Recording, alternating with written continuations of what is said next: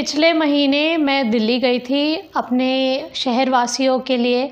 हमने एक एप्लीकेशन बनाई थी, 25 दिन सिग्नेचर कैंपेन चलाया था जिसमें से 15,000 लोगों ने सिग्नेचर्स दिए थे।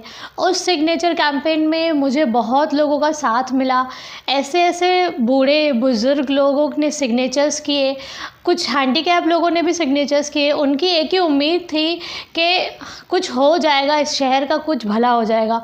उनका इतना प्यार और इनका इतना साथ सपोर्ट देखकर मैंने सोचा कि अभी ये 15,000 सिग्नेचर्स लेके कहाँ एप्लीकेशन देना चाहिए। तो मैंने सोचा कि दिल्ली अगर हम जाते हैं, केंद्र सरकार के पास गुहार लगाते हैं, तो शायद हमारा कोई ना कोई काम तो बनेगा ही।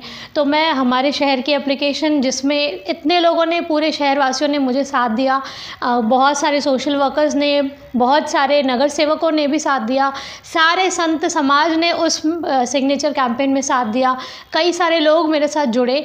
तो उन सबका जो साथ था वो मैं लेकर दिल्ली गई थी। सबसे पहले मैं गई थी प्रधानमंत्री ऑफ़िस में, जहाँ पे उन्होंने पूरी एप्लीकेशंस पढ़ी और हर एक डॉक्यूमेंटेशन को चेक किया गया, जिसमें 174 पेजेस थे और उसमें सिग्नेचर्स थे 15,000 और एप्लीकेशन अलग से थी। तो उन्होंने एक एक चीज़ पढ़ी और मुझे उन्होंने ये आश्वासन दिया कि बहुत ही जल्दी प्रधानमंत्री कार्यालय इसके ऊपर कोई ना कोई कार्य करेगा और आपको उसका जो भी प्रोसीडिंग्स होगी वो भेज दी जाएगी। हरदीप सिंह पुरी, जो कि अर्बन डेवलपमेंट मिनिस्टर है, हमारे देश के हाउसिंग मिनिस्टर हैं, वो उनके पास ये पूरा हाउसिंग मिनिस्ट्री का मुद्दा है। तो उनके पास भी मैं गई थी। उनके पीए से बहुत देर हमारी डिस्कशन हुई थी। उनको तो हमारे उल्लासनगर के बारे में कुछ पता ही नहीं था कि उल्लासनगर शहर में ऐसा भी हो रहा है, क्योंकि उल्लासनगर शहर जो कि सिंधियों ने आके बसाया था, सिंधी लोग आए थे और यहाँ पे एक कैंप्स में रहना शुरू हुआ था। वैसे ही वो ही एक बोलते ना कंडीशन सूरत में भी हुई थी, वही कंडीशन आदिपुर में भी हुई थी, वही कंडीशन नागपुर में भी थी।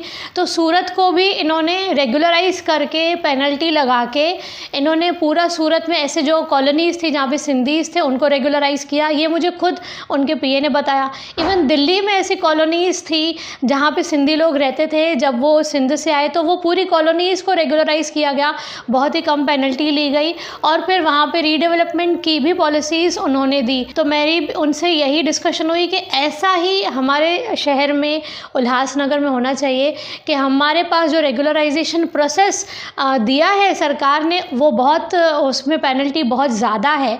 तो पेनल्टी कम की जाए, पूरे शहर को रेगुलराइज़ की जाए, एक बहुत ही सिंपल कानून लाया जाए कि जिस भी बिल्डिंग को 25 साल 30 साल हो गए हैं वहाँ रहकर, वह ज़मीन बिल्डिंग वालों के नाम की जाए, irrespective of cooperative housing society. ये अधिकार सिर्फ कोऑपरेटिव हाउसिंग सोसाइटीज़ को है, इसको ना हो कि हर उस बिल्डिंग को ये अधिकार दिया जाए, ज़मीनी मालिकाना हक दिया जाए, एफएसआई दी जाए, 4 एफएसआई दी जाए, ताकि बिल्डिंगें लंबी बना सकें और सबको वहाँ पे हम फिर से रीडेवलप करके उनको बसा सकें।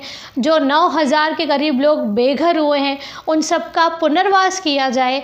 जो 40 के करीब लोग गुज़र चुके हैं उन सबको मुआवजा दिया जाए। यही मुद्दे हरदीप सिंह पुरी जी के पीए के साथ डिस्कशन हुआ था और उनके तरफ से मुझे लेटर भी आया था, 22 फरवरी को ही लेटर आया था कि यह proceedings with your application and with the 15,000 signatures has been submitted to government of Maharashtra. और महाराष्ट्र गवर्नमेंट को ये पत्र व्यवहार किया गया है कि उस मुद्दे में आप जल्द से जल्द काम करें और उस प्रोसीडिंग का मुझे एक नंबर दिया गया है। 4 दिन पहले मुझे उनके मंत्रालय से कॉल भी आया था कि उन्होंने इस मुद्दे को आगे बढ़ाया है और सरकार महाराष्ट्र की बहुत जल्द इसके ऊपर काम करने वाली है। और हाल ही में एकनाथ शिंदे साहब ने भी कहा कि यह मुद्दे को जल्द से जल्द सुलझाया जाएगा।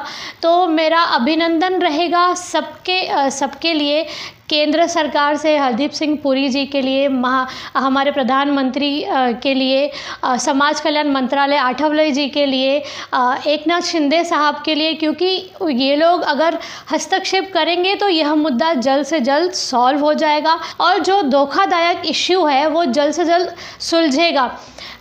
अभी तक जो भी टेक्निकल पॉइंट्स डिस्कस हो रही हैं उसमें धोखादायक बिल्डिंग के लिए कोई भी सॉल्यूशन नहीं आया है। रेगुलराइज रेगुलराइजेशन जो प्रोसेस शुरू किया गया था, उसमें जो बिल्डिंग खस्ता है या जिसकी पोजीशन C3 है, यानी कि तोड़ने के लिए उसको कहा गया है, ऐसे बिल्डिंगों के लिए उसके अंदर कोई भी सॉल्यूशन नहीं दिया गया है।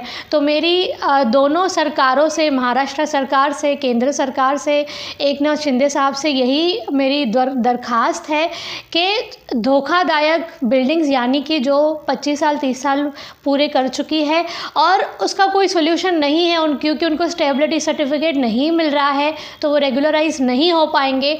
बिना रेगुलराइजेशन के उनको किस तरह से हम रीडेवलप कर सके, किस तरह से ज़मीनी मालिकाना हक मिले, किस तरह से पुनर्वास हो, किस तरह से FSI बढ़ाई जाए, किस तरह से लोगों को फिर से बसाया जाए, ये आप कृपा करके देखें। और पूरा शहर आपके लिए, पूरा शहर आपका आभार व्यक्त करेगा अगर यह कानून आप जल्द से जल्द हमें देते हैं तो। कोणार्क, अपना शहर, अपनी बातें।